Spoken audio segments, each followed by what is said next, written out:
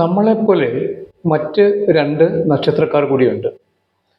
അത് രൂപത്തിലും ഭാവത്തിലുമൊന്നുമല്ല, സ്വഭാവത്തിൻ്റെ സമാനതകളുണ്ടാവാം. അതേപോലെ രാശിചക്രത്തിലെ അവരുടെ ആ നക്ഷത്രങ്ങളുടെ ഘടനയും ഒരേപോലെയാണ്. അതായത് 3 നക്ഷത്രങ്ങൾ ഒരേ രീതിയിലാണെന്നർത്ഥം. അപ്പോൾ ഇവയാണ് നമ്മൾ നാൾത്രികോണങ്ങളെന്നും അനുജന്മ നക്ഷത്രങ്ങളെന്നുമൊക്കെ പറയുന്നത്. ഇവയുടെ പ്രത്യേകതകൾ എന്താണെന്ന് ചൂണ്ടിക്കാണിക്കാം. രാശിചക്രം വൃത്താകൃതിയാണെന്നും അത് നമ്മൾ വരച്ചുണ്ടാക്കാനുള്ള സൗകര്യത്തിനാണ് ചതുരാകൃതിയിൽ രേഖപ്പെടുത്തുന്നതുമൊക്കെ മുൻപൊരു വീഡിയോയിൽ സൂചിപ്പിച്ചിരുന്നു. അപ്പോൾ ഈ വൃത്താകൃതിയിലുള്ള രാശിചക്രത്തിൻ്റെ ഏതെങ്കിലും ഒരു ബിന്ദുവിൽ നിന്നും കൃത്യമായ അകലം പാലിച്ച് ഒരു 120 ഡിഗ്രികളിൽ നമ്മൾ ഓരോ അടയാളങ്ങൾ കൊടുക്കുക. ഒരു സ്ഥലം നമ്മൾ 0 ഡിഗ്രി ആയിട്ട് സങ്കല്പിച്ച് അവിടെ ഒരു അടയാളം കൊടുത്തു. അതിൽ നിന്ന് 120 ഡിഗ്രി വരുന്ന സ്ഥലത്ത് വീണ്ടും ഒരു അടയാളം കൊടുത്തു. അവിടെ നിന്ന് 120 ഡിഗ്രി വരുന്ന സ്ഥലത്ത് ഒരു അടയാളം കൊടുത്തു. അതായത് ആ വൃത്തത്തിൻ്റെ തുല്യമായിട്ടുള്ള ഭാഗങ്ങളിൽ 3 ബിന്ദുക്കൾ അടയാളപ്പെടുത്തി. ഇതിനുശേഷം ആ വൃത്തത്തിനുള്ളിൽ വരുന്നത് പോലെ നമ്മളൊരു ത്രികോണം വരച്ചു എന്ന് വിചാരിക്കുക. അപ്പോൾ അങ്ങനെ വരയ്ക്കുന്ന ത്രികോണങ്ങളുടെ 3 വശങ്ങളും തുല്യമായിരിക്കും. അതിനുള്ളിൽ രൂപപ്പെടുന്ന 3 കോണുകളും തുല്യമായിരിക്കും. ഇവയെ നമ്മൾ ഇക്വിലാറ്ററൽ ട്രയാങ്കിൾ എന്നാണ് പറയാറ്, അല്ലെങ്കിൽ നമുക്ക് സമത്രികോണം എന്ന് പറയാം. അപ്പോൾ ഇങ്ങനെ സമത്രികോണം രൂപപ്പെടുന്നതിൻ്റെ ആ 3 കോണുകളിൽ വരുന്ന നക്ഷത്രങ്ങൾ ഏതൊക്കെയാണോ അവയാണ് അനുജന്മ നക്ഷത്രങ്ങൾ എന്ന് പറയുന്നത്. അപ്പോൾ നാൾ ത്രികോണം എന്ന് നമ്മൾ പറയുന്നത് ശരിക്കും അർത്ഥവത്താണ് എന്നർത്ഥം. അപ്പോൾ ഇങ്ങനെ ഏത് നക്ഷത്രം നമ്മൾ ബേസ് ചെയ്താലും ശരി, ഇപ്പോൾ അശ്വതി നക്ഷത്രത്തിൽ നമ്മൾ ആദ്യത്തെ ബിന്ദു അടയാളപ്പെടുത്തുന്നു. അവിടെ നിന്ന് 120 ഡിഗ്രി, പിന്നെ 120 ഡിഗ്രി, അങ്ങനെ അടയാളപ്പെടുത്തിയിട്ട് ഇവയെ ചേർത്ത് നമ്മൾ ത്രികോണം വരയ്ക്കുമ്പോൾ ആ 3 കോണുകളിലായിട്ട് രൂപപ്പെടുന്നത് അശ്വതിയും മകവും മൂലവുമായിരിക്കും.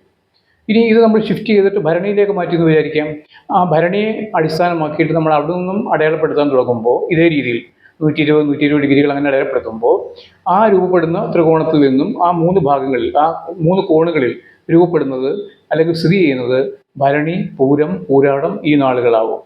ഇങ്ങനെ നമ്മൾ ഈ നാൾ ത്രികോണങ്ങൾ എന്ന് പറയുന്ന ആ നാളുകളെയാണ് ആ ദശാകാലങ്ങൾ പഠിച്ച കൂട്ടത്തിൽ ഒരേ നിരയിൽ എഴുതി കാണിച്ചത്. അതായത് അശ്വതി, മകം, മൂലം, ഭരണി, പൂരം, പൂരാടം, ഇങ്ങനെ ഒരേ ലൈനിൽ 3 നക്ഷത്രങ്ങൾ എഴുതിയാണ് ദശാവതാരത്തിൻ്റെ ആ വീഡിയോ നിങ്ങളെ കാണിച്ചിരുന്നത്. അപ്പോൾ ആ ഒരേ നിരയിൽ വരുന്ന ആ നക്ഷത്രങ്ങൾക്കൊക്കെ ഒരേ ദശാനാഥനാണെന്നുള്ള പ്രത്യേകതയുമുണ്ട്. അതായത് ഒരു നക്ഷത്രത്തിനും അതിൻ്റെ അനുജന്മ നക്ഷത്രങ്ങൾക്കും ദശാനാഥൻ ഒന്ന് തന്നെയായിരിക്കും.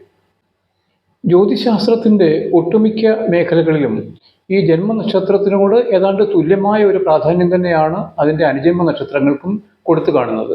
അത് ജാതകമായിക്കോട്ടെ, മുഹൂർത്ത വിഷയമായിക്കോട്ടെ, പൊരുത്ത സംബന്ധമായിട്ടുള്ള വിഷയങ്ങളായിക്കോട്ടെ, പ്രശ്നമായിക്കോട്ടെ, എല്ലാറ്റിനും ഈ നമ്മുടെ ജന്മനക്ഷത്രത്തോടൊപ്പം തന്നെ ഒരു പ്രാധാന്യം ഈ അനുജന്മ നക്ഷത്രങ്ങൾക്കും കൊടുത്തു വരുന്നുണ്ട്. നമുക്ക് ജാതകത്തിൻ്റെ കാര്യം പരിശോധിച്ചാൽ ജാതകത്തിൽ ദശാനാഥന്മാരെ കണക്കാക്കുന്നത് ഈ 3 നക്ഷത്രങ്ങൾക്ക് ചേർത്താണ്. അതായത് നമ്മുടെ അനുജന്മ നക്ഷത്രങ്ങളായി വരുന്ന 2 നക്ഷത്രങ്ങളെ കൂടി ചേർത്താണ് ദശാനാഥനെ നിശ്ചയിച്ചിരിക്കുന്നത്.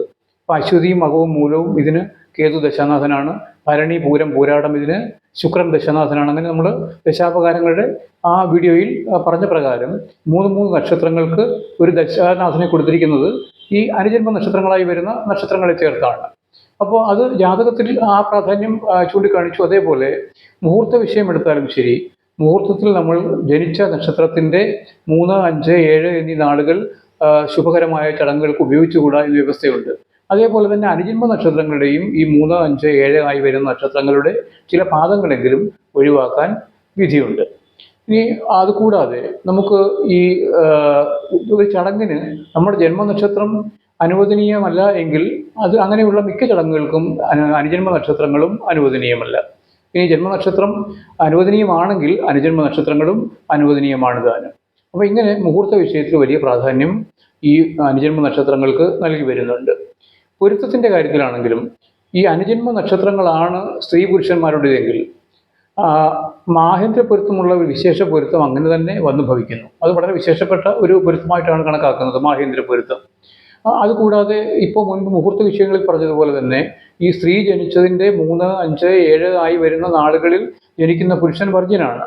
അത് അനുജന്മ നക്ഷത്രങ്ങളുടെ കാര്യത്തിലാണെങ്കിലും ആ 3, 5, 7 ആയി വരുന്ന നക്ഷത്രങ്ങളുടെ ചില പാദങ്ങളിൽ ജനിച്ച പുരുഷന്മാരെ വർജിക്കണമെന്ന് വ്യവസ്ഥയുണ്ട്.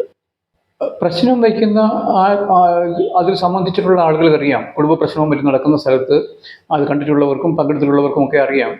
ഈ ചില ദോഷങ്ങൾ ചൂണ്ടിക്കാണിക്കുമ്പോൾ ഇന്ന നാളുകാർക്കാണ് ദോഷമെന്ന് ആ ജ്യോതിഷി പറയാറുണ്ട്. അങ്ങനെയുള്ളവരാരെങ്കിലും വീട്ടിലുണ്ടോ എന്ന് ചോദിക്കാറുണ്ട്. അപ്പോൾ അങ്ങനെയുള്ള ആ നക്ഷത്രത്തിൽപ്പെട്ട ആരും ആ വീട്ടിലില്ല, അടുത്ത ബന്ധുക്കൾ ആരും ഇല്ല എന്നുണ്ടെങ്കിൽ പിന്നെ വീണ്ടും 2 നാളുകൾ കൂടി അദ്ദേഹം പറയും.